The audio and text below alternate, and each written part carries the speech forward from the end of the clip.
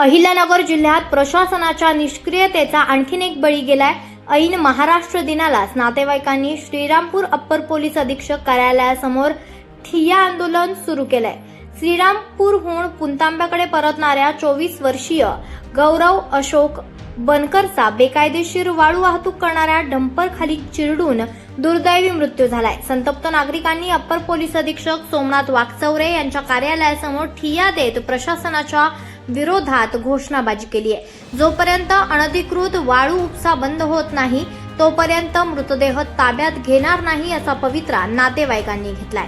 ना डंपरवाले जे ना वाळूवाले हे लहान मुलं आहे का ज्येष्ठ माणूस आहे का कोणी मोटरसायकली यांचा ते विचारच करत नाही। इतके फास्ट चालतात ना का त्याला म्हणजे शिमाच नाही राहिलेले।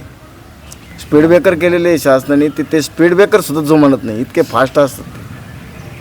त्याच्यावर प्रशासन काहीच करत नाही आणि प्रशासनाला हे दिसतंय ना वाळू वाहते दिसतंय, दिवसा वाहते रात्री पण वाहते, हे सुद्धा प्रशासनाला दिसतंय ना।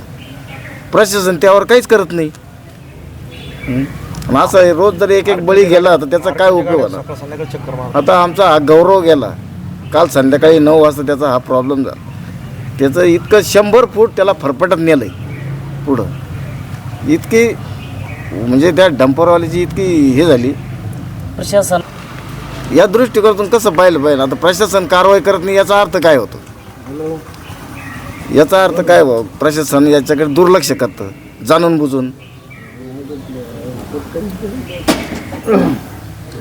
आम्ही परत आंदोलन करणार आणि आम्ही आता ते गौरवची डेड बॉडी सुद्धा आम्ही ताब्यात घेतलेली नाही। जोपर्यंत न्याय मिळत नाही त्याच्या कुटुंबाला तोपर्यंत आम्ही ती डेड बॉडी घेणार नाही। आवाज जनतेचा, लढा सर्वसामान्य जनतेच्या न्याय हक्कांसाठी।